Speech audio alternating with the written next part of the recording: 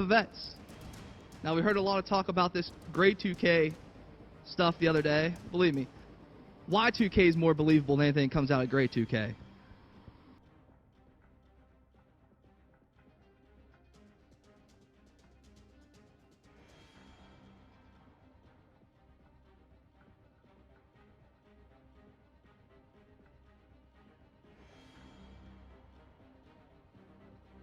Right, and the way I understand it, there's this group, Gray 2K, that's in support of this bill, and the folks that are lobbying on behalf of it, they called it a Depression-era industry that happens to still exist today and is not economically viable. I mean, what's your response to that?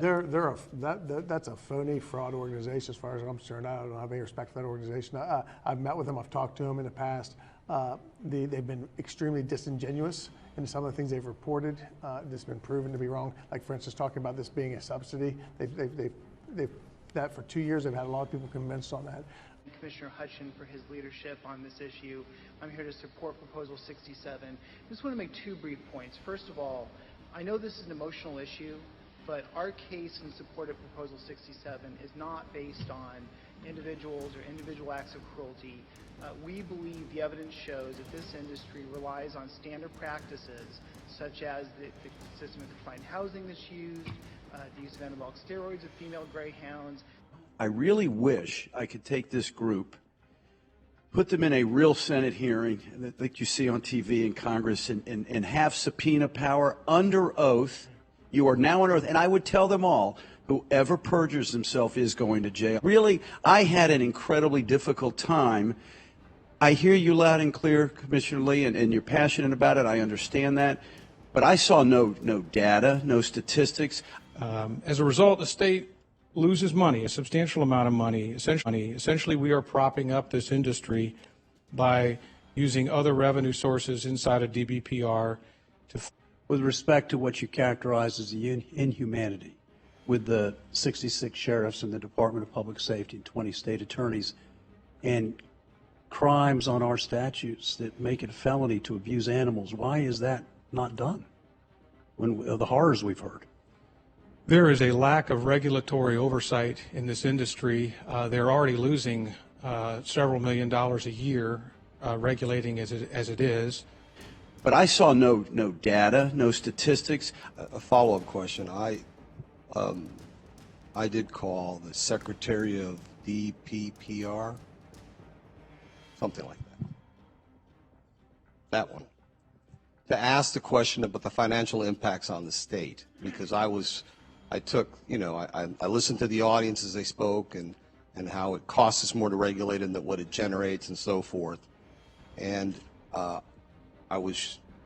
his answer was, we take in more revenue than it costs to regulate that industry. So it's a little bit different than what you've said. So and I had this discussion with him, what's today? Today's Tuesday, I must have had it Thursday last week or Friday. With a 2-year difference in time, that the numbers could have changed.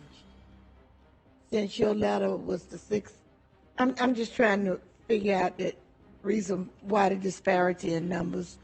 And there's lots of reasons that people across America are turning away from this sport, if we want to call it a sport. And you've heard many of them. A lot of it has to do with the treatment of the animals and so forth, and the degree. In fact, I'm told through the Racing Commission that 1 greyhound dies on average every 10 days. But I just wanted to stand up in response to some of the remarks that were just made.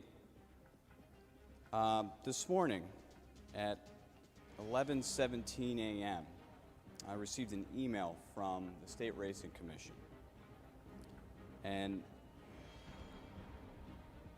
they directly contradict the numbers that we just heard regarding fatalities in the greyhound industry. The number that was given was the 1 every 10 days. But the numbers that I was given by the Racing Commission this morning, like I said, at 11:17, was that in 5 years, unfortunately, and this is, I mean, I'm not making light of this, but in 5 years, there have been 69 dog fatalities.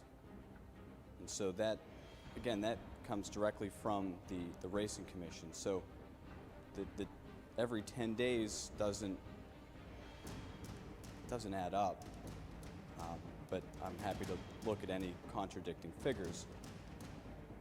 I want to say, eventually, you know, West Virginia, one more time, is an outlier in this and many other areas, and we're just trying to get us to recognize that across America, this activity is in decline, drastic decline. To say that this is an industry in decline, I think is a little bit of a misnomer. In 2010, the total handle that was gambled on greyhounds was $92 million.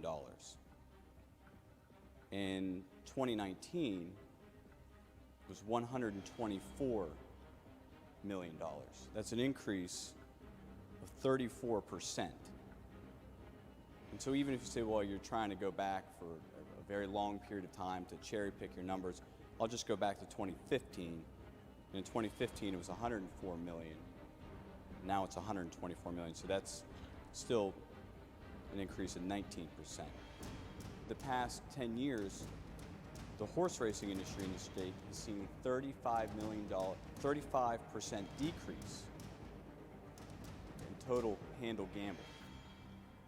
So greyhound racing has seen a 34% increase. Horse racing has seen a 35% decrease. And so I struggle with the industry on decline. I have been to a kennel. I went with my wife back in December. And I think by now people know that I'm either famously or infamously known for introducing the shelter dog resolution here in the Senate. And so obviously dogs are very important to me. And so we were very surprised by what we found in the kennel, the way that the dogs lived, the way that they were treated, the disposition of the dogs. I was very surprised by all that. And because I thought, well, if I'm going to get behind this bill on the opposite side of it, to vote against this bill, I want to make sure that the dogs are treated well. And so that kennel visit did a lot for me. When we talk about the treatment of the dogs, that was part of what we heard about. There's an outside organization that is heavily involved in this. They have nothing to do with the state of West Virginia. They're not located in the state of West Virginia. Their only ties to West Virginia are their lobbyists that they've hired here. They were involved in outlawing racing in Florida.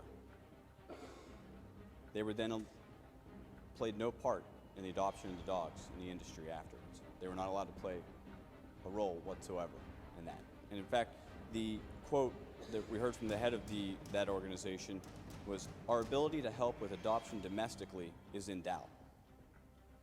So that they have no plan to help if this bill were to pass. They have no plan whatsoever if this bill were to pass to help with the dogs. My wife and I have a better plan because of that kennel visit, I'm now adopting a greyhound that is retiring. So Alex and I have a better plan than the organization from outside of the state that wants to end racing here. And who've been to the track, and they say dogs are treated tremendously. You know, as a county commissioner, I ran the animal control center. You want to see dogs getting treated bad? Go to your local animal control center. Let me talk also about the treatment of the dogs.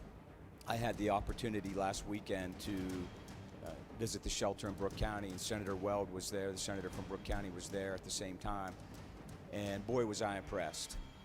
I'm a dog guy. I've got 2 dogs at home, 2 puppies. They are 50% poodle and 50% Bernese Mountain Dog. They're known as Bernie Doodles. I always wanted the chance to talk about them here on the Senate floor, so here I have the opportunity to talk about Bettis and Stella. I love them to death. They are 100% unconditional love whenever I come home on Friday night after a long week in Charleston. And prior to Bettis and Stella, we've had other dogs in our home. We lost 2 dogs last year, and so it's always tough when that happens. But we love them, and they love us. And I would not be advocating for this industry if I thought the dogs weren't treated well. When I visited the kennel last Saturday, I couldn't believe the lives that they lead. Their lives are much better than the lives my dogs lead. They're around all their friends all day long. They get to play 6 or 7 times a day and go out and go to their run and play with other dogs. They have nutrition certainly better than my dogs and better than most dogs. They are cared for and given attention all day long.